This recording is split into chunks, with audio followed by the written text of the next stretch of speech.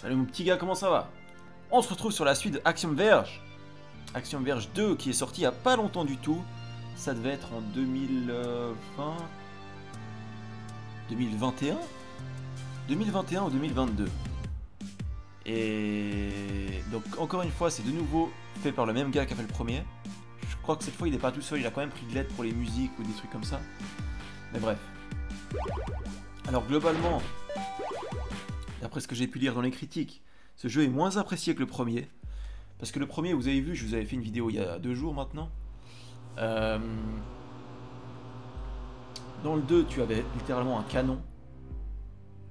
Avec 36 armes différentes. Et là, t'as quoi? T'as une arme au corps à corps. T'as plus d'armes à distance. Donc voilà, en l'occurrence, pourquoi ce jeu a déplu. Au passage, vous voyez la map. Attends, je peux... Ah voilà. Voilà la map. Sachant que l'écran, le cube qui clignote au milieu là, ça correspond à la zone où je suis là. Vous voyez, c'est délimité par l'écran. Tout l'écran, tout l'écran qu'on voit, ça correspond au cube où il y a la petite croix blanche. Et si on dézoome, hop, ça c'est la map au total. Là, ça va jusqu'en haut là-haut. Et t'as un monde parallèle où tu peux aller sous forme de drone, parce que le drone est de retour. Comment on fait pour faire ça? Voilà. Ça, c'est le monde parallèle sous forme de drone où tu peux accéder. Donc, en gros, il y a 2 maps dans une map. Tu vois? Là, dans l'immédiat, on va se TP, je sais pas trop où. Pour vous montrer un peu des trucs.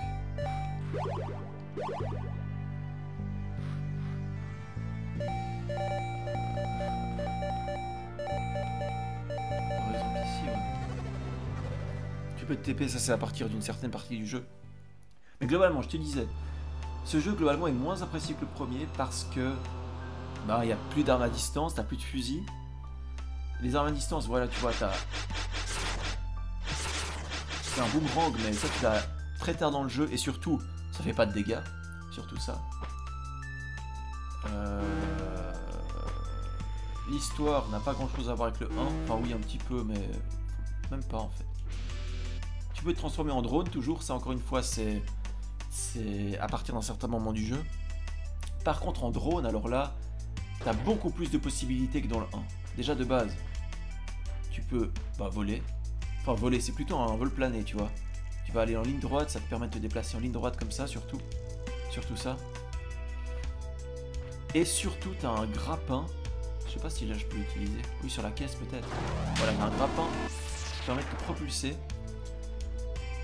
Et ça, c'est pas mal du tout.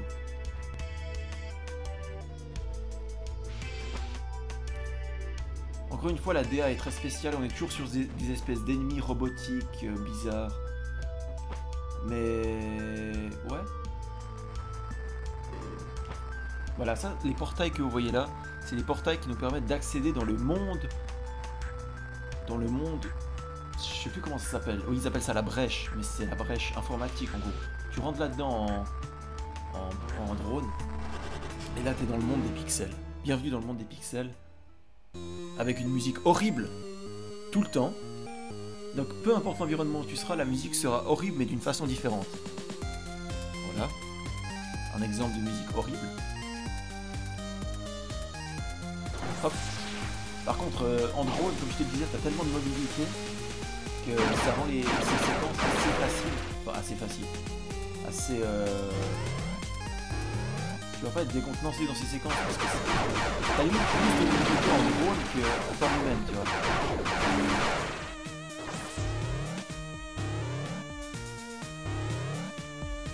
Ah, je sais pas trop où je vais, je visite un peu, écoute. Normalement, je peux aller là. Non, je peux pas.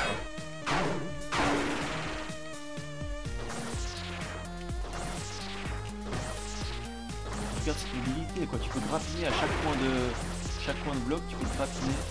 Ça te permet de te déplacer super vite. Tu peux attaquer avec le drone avec une espèce de scie circulaire qui sort de toi, je t'avais pas dit ça, c'est vrai.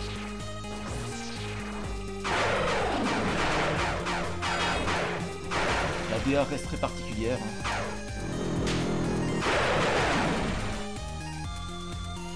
Et là, normalement, il y a un point de sortie.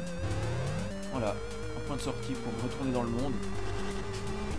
Donc aller dans ce monde parallèle, ça te permet non seulement d'aller chercher des secrets dans le monde parallèle, des bonus, mais en plus de te déplacer pour ressortir dans le monde réel, enfin réel, celui dans lequel je suis maintenant, à des endroits auxquels tu ne pouvais pas accéder avant. Et tu vois, tu rentres dans le monde parallèle, tu te faufiles derrière un mur dans le monde parallèle et tu ressors de l'autre côté du mur dans le monde réel. Et du coup ça te permet de... voilà. D'avoir accès. Merde, on va faire.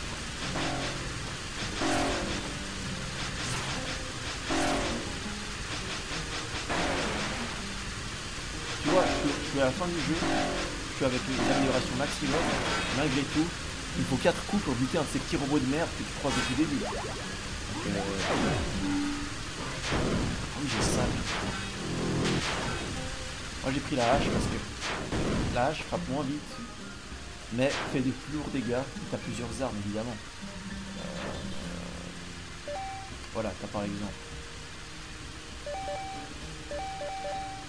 Merde, comment on...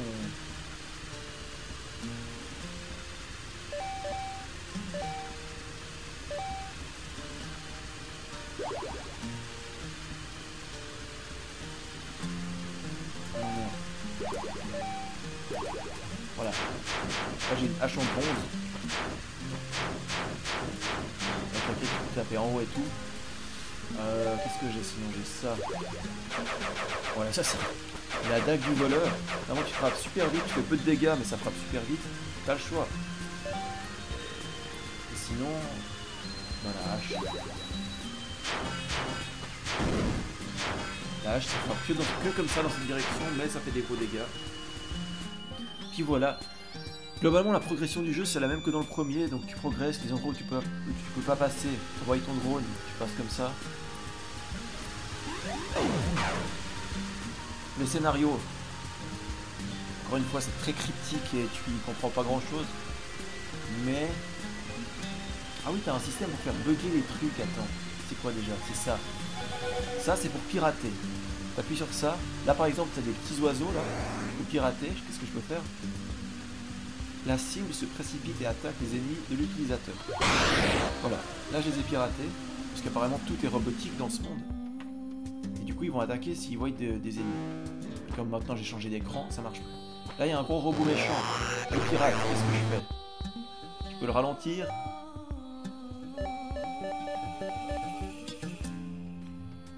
Je peux le ralentir, la cible devient un allié, je peux le... voilà. La cible relâche son cargo, on va le faire devenir un allié. Voilà, comme ça il m'attaque plus.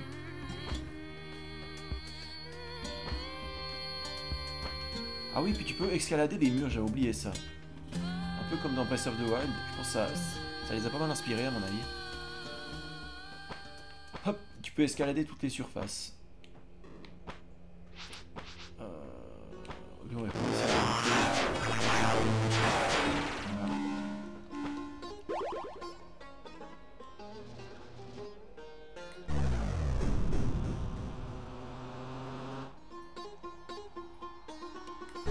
Merde, je me souviens plus comment tu... J'essaye de changer.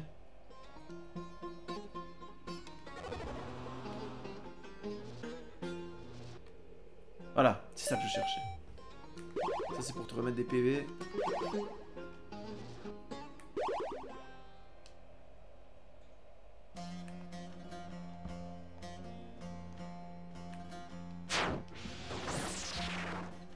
J'avais appuyé sur quoi comme touche? Ah voilà. Là c'est un autre menu où t'as des trucs spéciaux. C'est quoi ça déjà? Ah oui, ça permet d'attirer les brèches. Ah ouais, il y en a une là, tiens.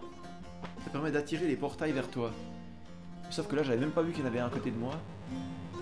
La plupart du temps, tu les mets sur un endroit, par exemple là, un piédestal, c'est conçu pour ça. Et du coup, ça te permet d'aller dans ce monde. Est-ce que j'avais vraiment envie d'y retourner? On est moins sûr. Qui veut retourner volontairement dans un monde en pixels dégueulasse? Ça, je vous le demande. Ah oui, mais par contre, avec le drone, c'est vrai qu'avec le drone, j'ai ça. Et ça, normalement, voilà. Ça te permet de sortir de ce monde dégueulasse à tout moment. Encore une fois, tu le débloques un peu plus tard. Mais bon, bref, sinon au niveau de la diversité des environnements...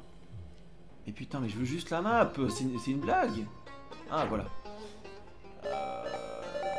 Diversité des environnements, tu vois, là j'étais un peu dans un endroit montagneux. Tu peux aller dans un endroit enneigé. Par exemple là...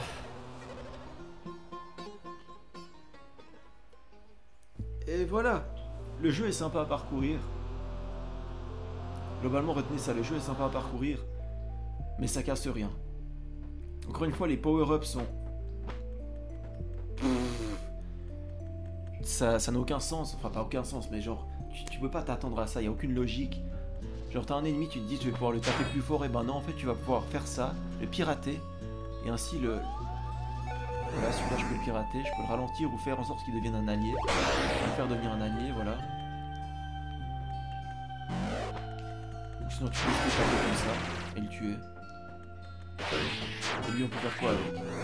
Ralentir... Ou devient un allié, voilà, parfait.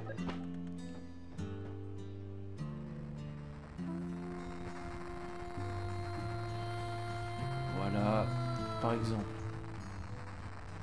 Qu'est-ce que j'ai comme zone encore à te montrer?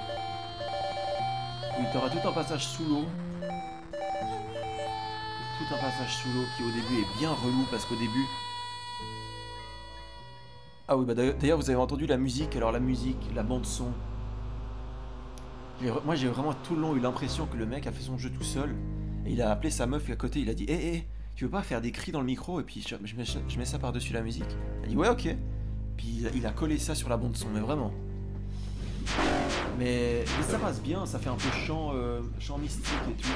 Étonnamment ça passe bien. Voilà, je vous disais la zone sous-marine, donc là je suis dans la zone sous-marine, ça se voit pas forcément. Mais parce qu'au début, en fait, quand tu arrives là, tu n'as pas la combinaison. C'est pas une combinaison, je sais plus ce que c'est, mais t'as un truc qui te permet de te déplacer librement dans l'eau, mais au début tu l'as pas. Et au début c'est vachement relou.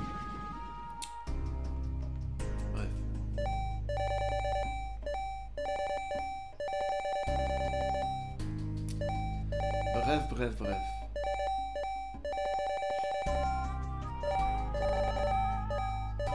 Qu'est-ce que je peux te montrer encore?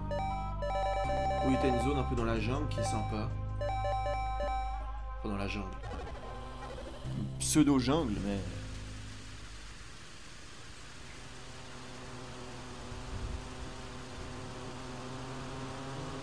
La durée de vie du jeu est correcte. On va dire que je l'ai fait en 15 heures, un truc comme ça. Voilà, c'est ça que j'entends par jungle. Et encore une fois, moi je me suis surpris à plus utiliser le drone que la forme humaine parce que t'as plus de possibilités en drone quoi. Regarde là si je veux monter. Ben voilà, je fais ça et puis voilà. Alors qu'en forme humaine, tu dois escalader, ça prend du temps et tout et tout.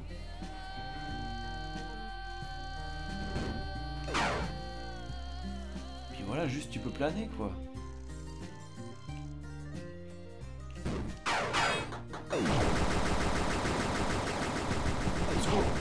Let's go.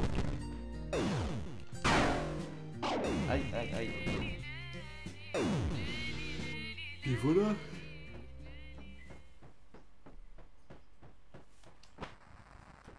Globalement, ce jeu est un ovni exactement comme le 1. Tu comprends, c'est un peu cryptique le scénario, tu comprends pas tout. Mais ça se laisse jouer. C'est ça le plus important, c'est que ça se laisse jouer, c'est agréable à jouer. C'est vraiment... bizarre. Genre là ce que tu vois devant moi c'est juste bizarre. C'est un terminal de communication qui me servait à communiquer avec une entité supérieure ou je sais pas trop quoi.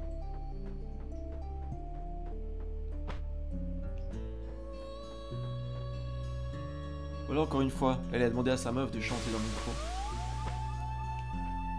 Des fois ça fait son petit effet, des fois c'est juste bizarre.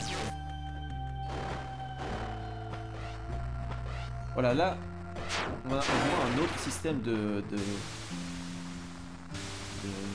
d'utilisation du piratage. Avec les plateformes, notamment tu pourras pirater les plateformes pour les faire aller dans une direction différente. Bref, là, quand tu as un truc qui bug, quand tu vois une espèce de bug comme là je vois, eh bien tu as tout simplement la fonction ça, qui sert à révéler les bugs Et le bug voulait tout simplement te dire qu'il y avait une brèche ici. Donc à partir d'ici, je vais pouvoir rentrer dans le monde chelou et continuer. Bref. Là, je peux pirater la plateforme, comme je vous disais. Je la pirate, ça l'active. Et voilà. Oh, mais eux, ils étaient dans la...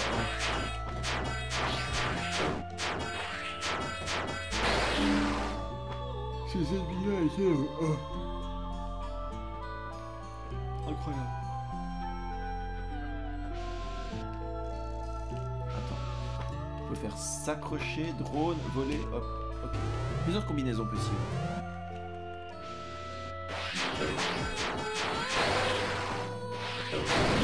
Putain, ça c'est mal. J'ai jamais cassé là.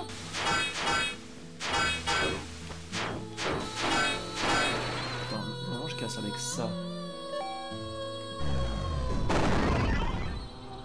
Incroyable, j'avais jamais trouvé ce truc. C'est une fiole d'Apocalypse, donc c'est un point de compétence. Oui, c'est vrai que je vous ai pas parlé de ça, mais t'as des... Les objets, tu découvres des objets qui te serviront à améliorer ton stuff, et d'autres qui seront juste des points de compétence que tu vas pouvoir répartir entre physiologie, donc c'est les PV, combat, donc ouais, combat, regarde ce que tu as dans le combat, les dégâts, la vitesse d'attaque, les dégâts de ton boomerang, et la vitesse d'attaque de ton boomerang. Infection, donc ça c'est tout ce qui est piratage. Donc tu peux augmenter le niveau d'infection, c'est-à-dire qu'il y a certains... Au début du jeu, t'as pas accès à... Tu peux pas pirater tous les ennemis que tu veux, parce qu'il y a des ennemis qui requièrent un certain niveau d'infection. L'anneau point, c'est l'énergie que ton infection consomme, donc tu peux pas le faire à l'infini. Donc ça te rajoute le nombre d'énergie que tu as. La vitesse d'infection, c'est la vitesse à laquelle ton cercle autour de toi grandit. La portée, tu peux améliorer la portée. Et le drone, tu peux améliorer les dégâts du drone, la vitesse d'attaque du drone et le temps de charge de la catapulte qui est donc ça. Wouhou! Et puis voilà. Franchement, ce jeu, essayez-le par vous-même. C'est pas... Comment dire? C'est pas désagréable à faire, donc vous n'avez rien à perdre à mon avis. C'est de toute façon une bonne expérience. Même si au début, vous pouvez être rebuté par le fait que vous avez que des armes de merde. Mais plus t'avances, et moins ce sera le cas, on va dire. Nice.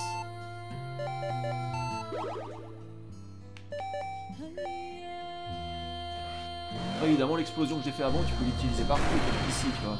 Et ça one-shot tout le monde, évidemment, tu peux faire ça.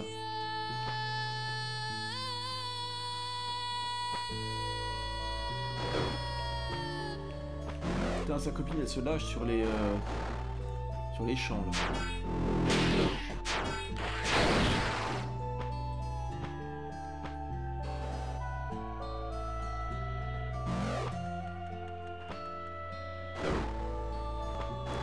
Là j'arrive dans une zone enneigée. Ah oui, là c'est marrant parce qu'on arrive au bord du monde.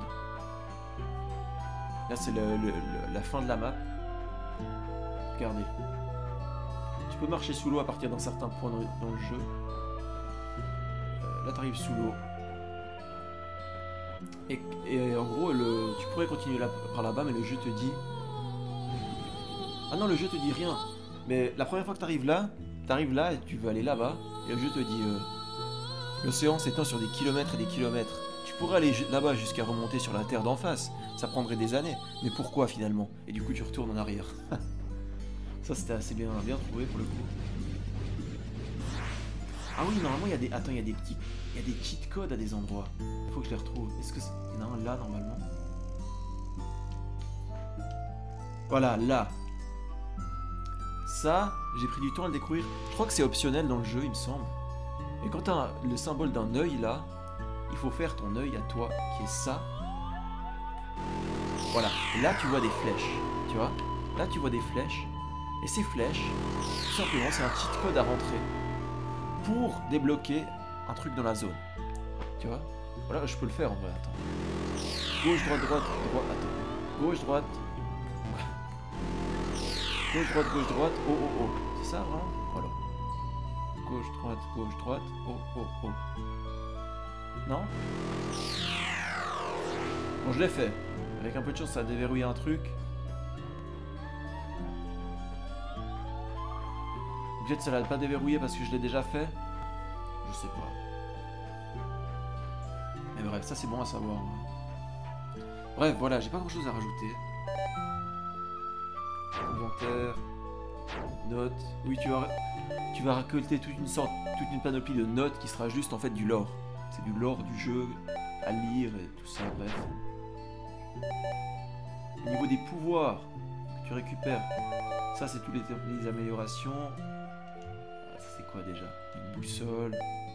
C'est toutes les améliorations que je vous ai montrées en fait. Tout ce que je vous ai déjà montré, le drone, machin, la catapulte, respirer sous l'eau et te déplacer sous l'eau, bref tout ça. Bref, voilà, c'était Axiom Verge 2. Le jeu est pas parfait, mais il a le mérite de se laisser faire. Je lui mettrai